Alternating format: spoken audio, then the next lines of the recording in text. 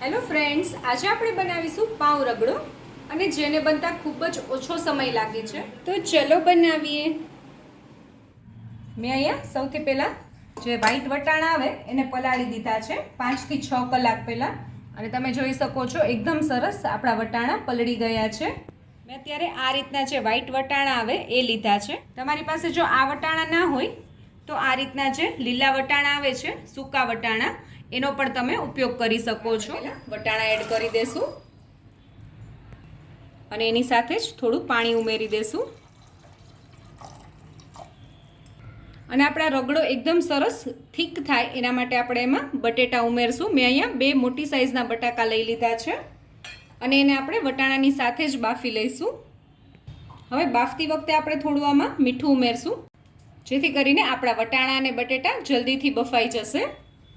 હવે આપણે આમાં 5 થી 6 વિસલ કરી લેશું, જેથી કરીને આપણા વટાણા અને બટેટા એકદમ સરસ રીતે બફાઈ જશે. હવે આપણે કુકર ખોલીને જોઈ લઈએ. તમે જોઈ શકો છો આપણા વટાણા અને બટેટા એકદમ સરસ રીતે બફાઈ ગયા છે. હવે આપણે વઘાર કરી લઈએ. તો એના માટે મેં થોડું તેલ લઈ લીધું છે. આપણું તેલ સરસ ગરમ થઈ ગયું છે. હવે આપણે આમાં થોડી હિંગ એડ કરશું. આદુ, મરચાં અને લસણની પેસ્ટ એડ કરશું 1 ટીસ્પૂન જેટલી. એની સાથે જ મેં અહીંયા એક મીડિયમ સાઇઝની ડુંગળીને ઝીણી સમારીને લીધી છે, એ બી એડ કરી દઈશું. હવે આપણે ડુંગળીને 1 થી 2 મિનિટ સુધી સરસ રીતે સાતળી લેશું. હવે આપણી ડુંગળી એકદમ સરસ રીતે સતળાઈ ગઈ છે. હવે આપણે એક મીડિયમ સાઇઝનું ટમેટોને મેં ઝીણું સમારીને આમાં એડ કરી દઈશ. અને હવે આપણે આમાં થોડું મીઠું એડ કરી દઈશું, જેથી કરીને આપણા જે ટમેટા છે એ ફટાફટ ચડી જશે. 1 થી 2 મિનિટ થઈ ગઈ છે અને તમે જોઈ શકો છો આપણા ટમેટા સરસ રીતે ચડી ગયા છે. હવે આપણે સૌથી પહેલાં આમાં ટમેટામાં જ આપણે મસાલો કરી લેવાનો છે. આપણે આમાં બેઝિક મસાલા જ કરવાના છે, કોઈ એક્સ્ટ્રા મસાલા નથી કરવાના. મેં હળદર એડ કરી છે 1/2 ટીસ્પૂન જેટલી. એની સાથે જ 1/2 ટીસ્પૂન જેટલું ધાણા જીરું એડ કરીશ.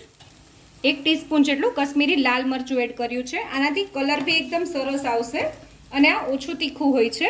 અને મીઠું તો આપણે પહેલેથી જ એડ કર્યું હતું.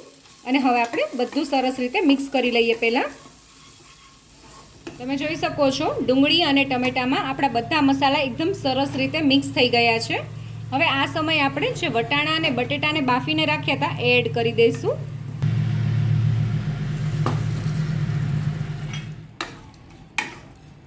અને હવે આપણે બધું સરસ રીતે પહેલાં મિક્સ કરી લેશું, જેથી કરીને બધા મસાલા સરસ આપણા રગડામાં મિક્સ થઈ જાય.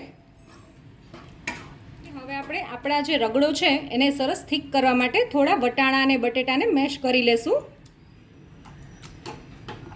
મેસરની મદદથી.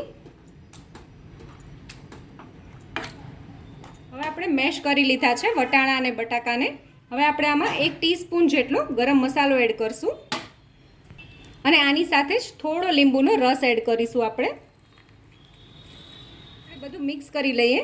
અને તમે જોઈ શકો છો અત્યારે આપણો રગડો થોડો ઘાટો છે, તો આપણે એને થોડો પતલો કરવા માટે થોડું પાણી એડ કરી દઈશું.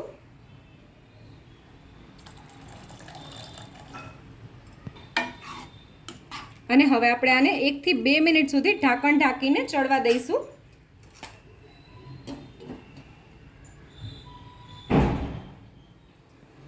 તમે જોઈ શકો છો આપણો રગડો એકદમ સરસ રીતે ઉકળી ગયો છે.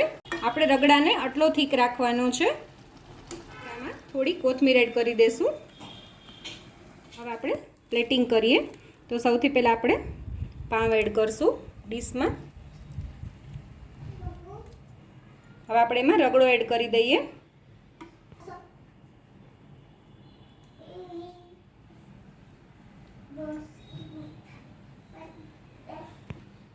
હવે આપણે સૌથી પહેલાં આમાં ગ્રીન ચટણી એડ કરશું.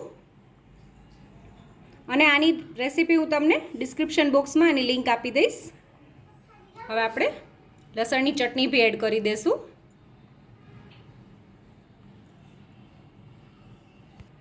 થોડી ખજૂર અને ગોળ આમલીની ચટણી. આ બધી ચટણીની લિંક હું તમને ડિસ્ક્રિપ્શન બોક્સમાં આપી દઈશ. થોડી મસાલા સિંગ છે એ બી આપણે એડ કરી દઈશું.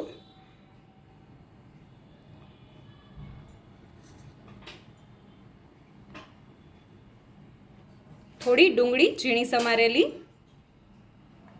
થોડી નાયલોન સેવ એડ કરી દેશું